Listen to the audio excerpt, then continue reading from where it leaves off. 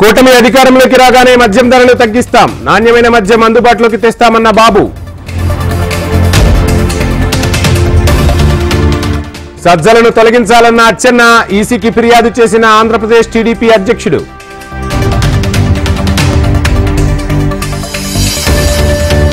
రేవంత్ సర్కార్ రైతులను దగా చేసింది, రుణమాఫీ సంగతి ఏంటన్న హరీష్ రావు.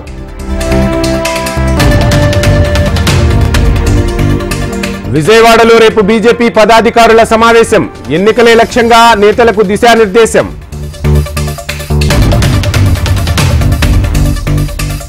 సీఎం జగన్ బస్సు యాత్రకు కౌంట్ డౌన్, మరికొన్ని గంటల్లో జగన్ బస్సు యాత్ర ప్రారంభం.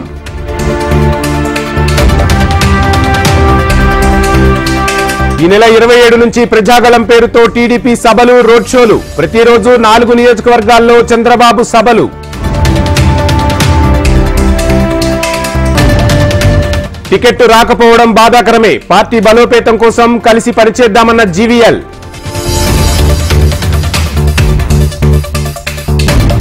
సేవ్ వెంకటగిరి జగనన్న పేరుతో వైసీపీ ర్యాలీ, వైసీపీ అభ్యర్థిని మార్చాలని డిమాండ్.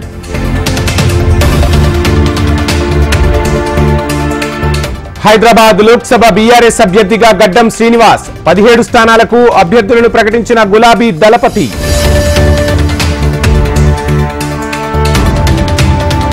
ఫోన్ ట్యాపింగ్ కేసులో కీలక పరిణామం, మూసీ వంతెన కింద హార్డ్ డిస్కుల స్వాధీనం.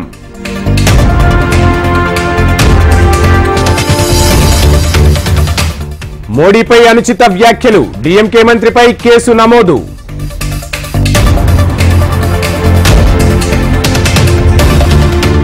మంటలను అదుపు చేసేందుకు కొత్త టెక్నాలజీ, సెకండ్ల వ్యవధిలో మంటలను ఆర్పివేసే అగ్ని కవచ్.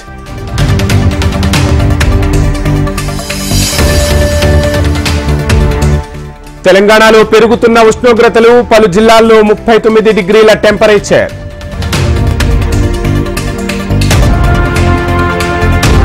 కుప్పంలో 6 లక్షల విలువైన మద్యం సీజ్, 2 అరెస్ట్, కారు బైకు స్వాధీనం.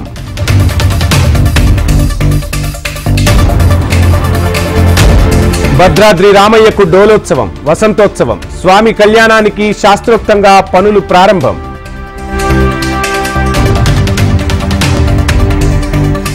సౌత్ చెన్నైలో తమిళిసై నామినేషన్, మోడీ మరోసారి ప్రధాని అవుతారని ధీమా.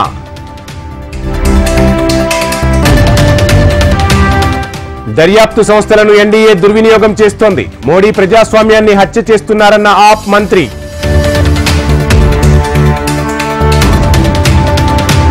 చర్చలకు రావాలంటూ ఉత్తర కొరియాకు ఆహ్వానం, కిమ్కు స్నేహహస్తం చాచిన జపాన్.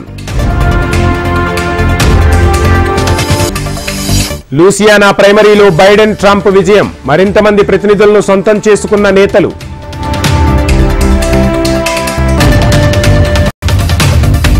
అహ్మదాబాద్ చెన్నైలో ఐపీఎల్ ప్లే ఆఫ్ మ్యాచ్లు, మే 26న చెన్నై చెపక్ స్టేడియంలో ఫైనల్ మ్యాచ్.